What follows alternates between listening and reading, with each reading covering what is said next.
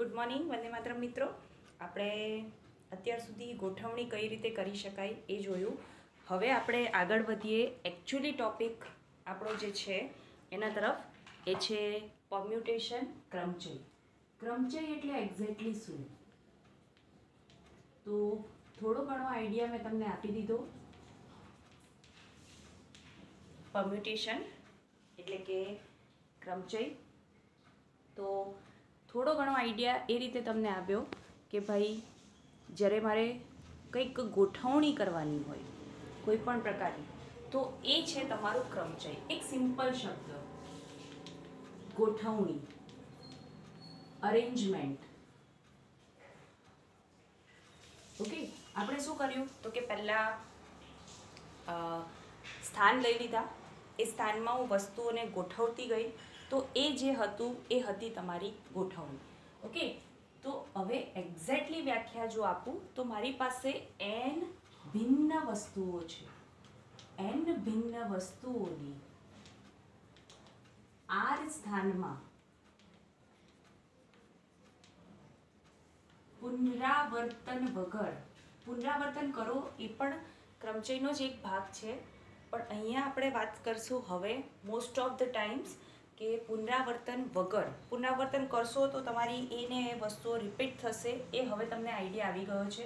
તો n ભિન્ન વસ્તુઓની આ સ્થાનમાં પુનરાવર્તન વગર ગોઠવણી, જ્યાં સૌથી ઇમ્પોર્ટન્ટ છે કે આરની વેલ્યુ તમારી 0 પણ હોઈ શકે, n પણ હોઈ શકે, પણ 0 અને nની વચ્ચે રહેશે, એના કરતાં વધશે નહીં. 0 હોઈ શકે, n હોઈ શકે, 0 અને nની વચ્ચે હોઈ શકે, એના કરતાં વધશે નહીં. ઓબ્વિયસલી છે કે મારી પાસે 20 સીટો હોય, બરાબર, મારી પાસે 20 સીટો હોય તો હું 50 માણસોને તો ગોઠવી જ ના શકું. ઓકે, એટલે આપણે શું વિચારવાનું છે તો કે જે r છે એ તમારું ઓછું છે. હા, શૂન્ય હોઈ શકે કે એક પણ વ્યક્તિને ગોઠવવાના નથી, અથવા બધા વ્યક્તિઓને ગોઠવી દેવાના. જેમ કે આપણે છેલ્લે સ્તંભવાળો જે પ્રશ્ન કરેલો, તો એમાં છેલ્લે મારી પાસે 5 સ્તંભ હતા, 5 ધ્વજ હતા, અને 5ને આપણે ગોઠવી દીધું હતું.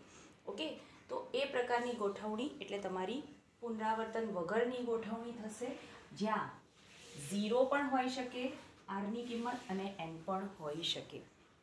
ઓકે, તો ગોઠવણીના પ્રકાર, આને કહેવાય છે NPR. એકચ્યુઅલી આપણે કરી લીધું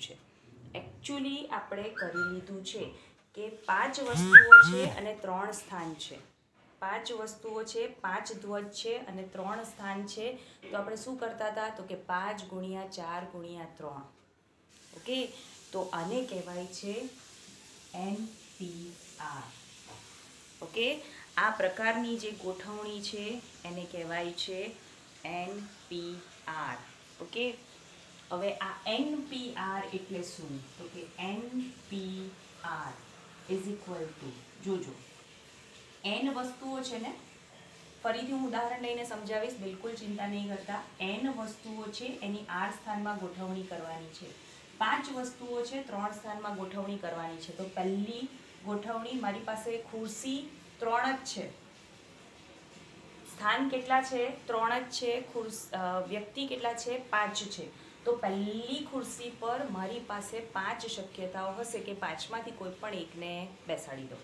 તો 5 વ્યક્તિ, બરાબર છે. કેટલી વસ્તુઓ છે તો કે 5 વસ્તુઓ છે. તો પહેલા સ્થાન પર 5માંથી કોઈ પણની ગોઠવણી થાય. બીજા સ્થાન પર એક ગોઠવણી ઘટશે, એક વ્યક્તિને બેસાડી દીધો એટલે વ્યક્તિ એક ઘટી ગયા, એટલે 5 પછી આપણે શું કરીએ છીએ 4. યસ, ત્યાર પછી 3, એવી રીતે, સોરી, n-2, એવી રીતે કરી અને છેલ્લે વધશે n-r+1. હવે n-r+1 કેવી રીતે વધે એ હું તમને ઉદાહરણ સાથે સમજાવું. એઝ ફોર એક્ઝામ્પલ, 5 વ્યક્તિની 3 સ્થાનમાં ગોઠવણી. હવે આને આપણે શું લખશું? આને આપણે લખશું NPR. અને શું લખશું આપણે? NPR. તો જ્યારે NPR લખું છું, ત્યારે શું કરાય તો કે 5 વ્યક્તિ એનને બદલે 5 આવશે, પી આરને બદલે આવશે મારી પાસે 3, એનને બદલે 5 આવ્યું, આરને બદલે 3 આવ્યું. જોજો હવે આને હું શું કરું છું તો કે 5 ગુણ્યા 3 છે ને, તો 3 સ્થાન પાછળ ખસવાનું છે. 5 લખાઈ ગયું, હજી 2 સ્થાન બાકી છે, 4 3. ઓકે, આની સાથે કમ્પેર કરીએ તો n -1, અને આ જો જોવા જાવ ને તો n કેટલું છે 5, r કેટલું છે 3, હજી શું કરવાનું છે +1. જુઓ 5 - 3 + 1 એટલે 2 + 1 3. એક્ઝેક્ટલી પ્રોસેસ શું થાય છે તો કે n કરતાં આપણે r સ્થાન પાછળ ખસીએ છીએ રિવર્સમાં. ઓકે, ઊંધી ગણતરી કરીએ ને તો 5 × 4 × 3.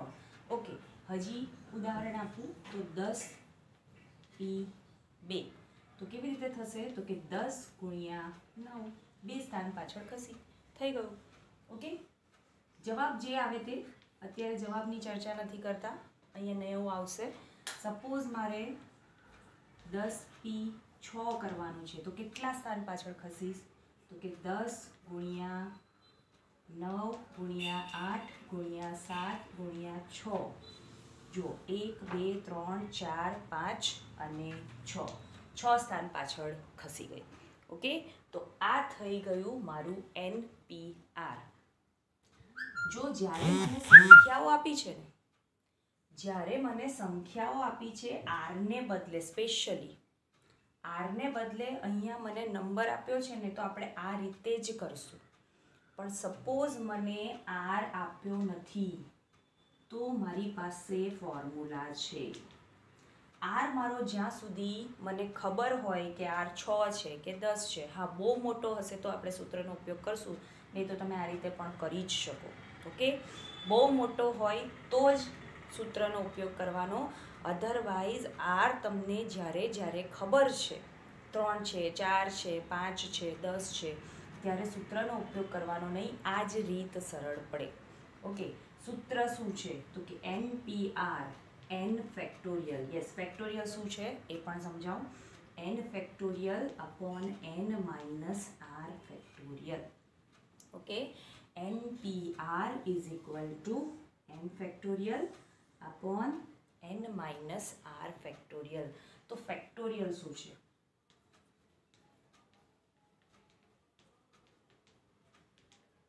હવે આમાં ઉપયોગ કર્યો છે એટલે ઓબ્વિયસલી આને મળતું આવતું કંઈ હશે. તો n ફેક્ટોરિયલ એટલે બીજું કંઈ નહીં પણ n થી ઘટાડતા ઘટાડતા મારે જવાનું છે 3 2 1 સુધી. ઘટાડતા ઘટાડતા મારે જવાનું છે કિંમત 3 2 1 સુધી. બધી તમારી પાસે જેટલી ક્રમિક સંખ્યાઓ છે એ બધી સંખ્યાઓનો ગુણાકાર. એઝ ફોર એક્ઝામ્પલ શરૂઆત કરું. જો પહેલું 0 ફેક્ટોરિયલ, આ એકચ્યુઅલી ગોઠવણી સાથે સંકળાયેલું છે, એટલે 0 ફેક્ટોરિયલની જો વાત કરું તો 0 ફેક્ટોરિયલ એટલે મારી પાસે પ્લેસ પણ નથી અને ગોઠવણી પણ નથી કરવાની. ઓકે, મારે ગોઠવણી કરવાની નથી, તો ગોઠવણી નહીં કરો એટલે એક વસ્તુ, એ ગોઠવણી થશે નહીં. એટલે 0 ફેક્ટોરિયલ એટલે 1, 0 ફેક્ટોરિયલ એટલે 1. ત્યાર પછી 1 ફેક્ટોરિયલ. હવે પછી બધામાં કોમન કે મારે 1 સુધીનો ગુણાકાર જવાનું છે, ક્રમિક 1 સુધી.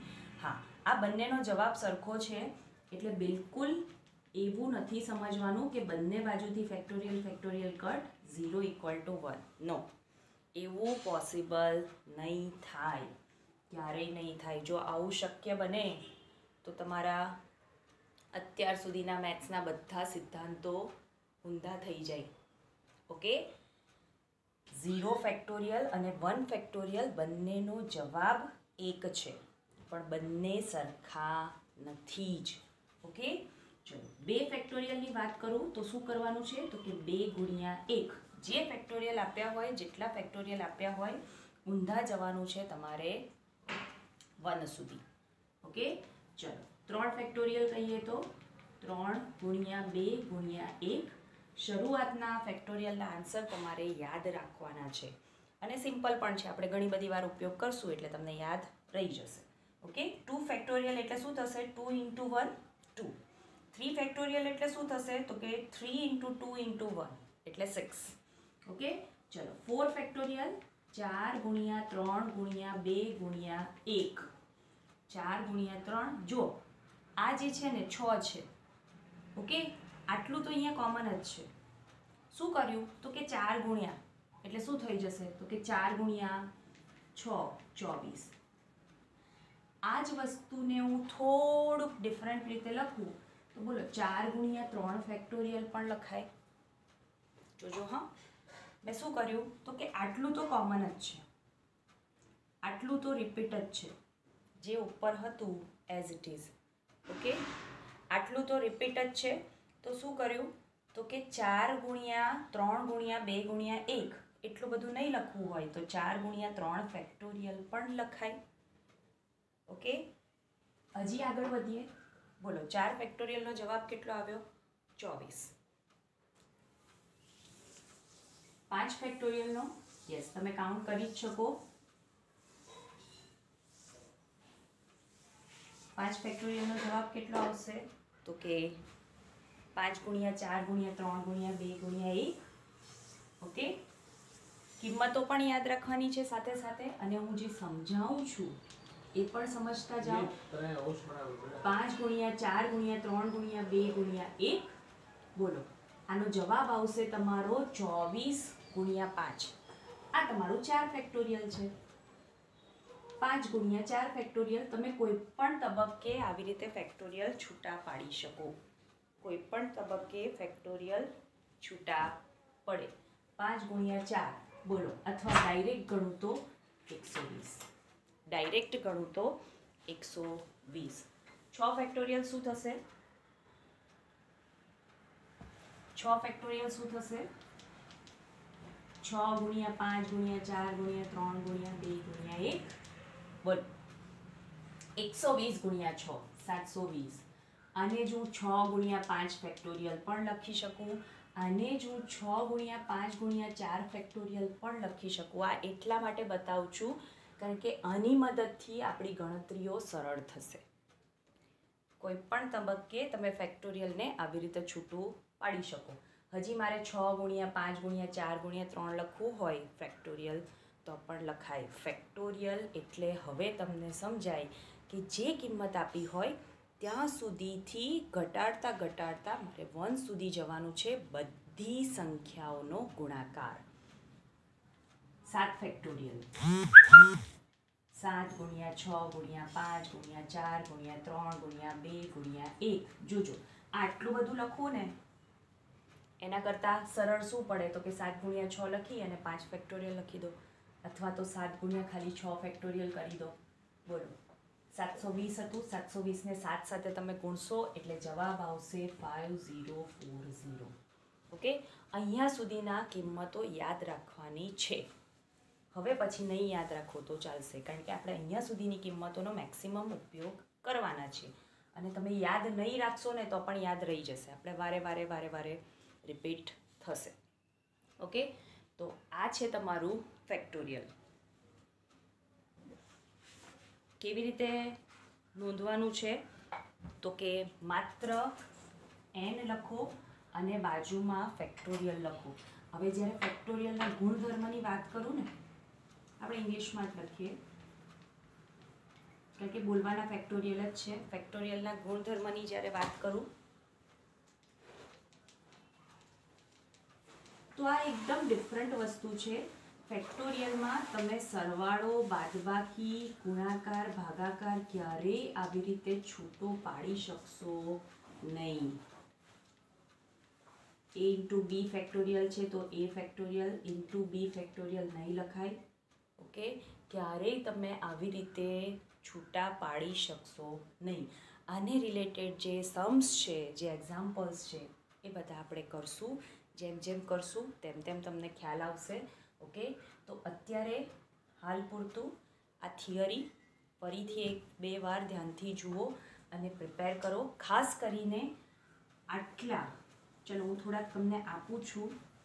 7p3 બોલો કેવી રીતે લખાશે? 7 × 4 × 7 × 6 × 5. ઓકે, 3 ક્રમશઃ ઘટાડવાના છે. તો આ થોડા પ્રેક્ટિસ કરજો. હવે તમે જવાબ લખી શકો. કેલ્ક્યુલેટરનો ઉપયોગ અલાઉડ છે, કરી શકો, કોઈ વાંધો નથી. 10p4, 9p3, 7p2, 5p4. Okay, આનો ઉપયોગ તો આપણે ઘણી બધી વાર કર્યો છે. આ પ્રેક્ટિસ કરજો. ઓકે, કોઈ પણ ડાઉટ હોય મને કોલ કરી શકો. ઓકે, જો નહીં ફાવે ડેફિનેટલી ફરીથી પૂછજો. આ આવડશે તો જ આગળ વધાશે, કારણ કે ફરીથી સંચયમાં પણ આ તો રિપીટ જ થવાનું છે. 8મા ચેપ્ટરમાં પણ આ તો બધું આવવાનું જ છે. ઓકે, તો મેક શ્યોર કે આજે જ આવડી જાય. જ્યારે વિડીયો જુઓ છો ત્યારે જ પરફેક્ટ કરી લેવાનું છે. ઓકે, તો ત્યાં સુધી બાય. વંદે માતરમ.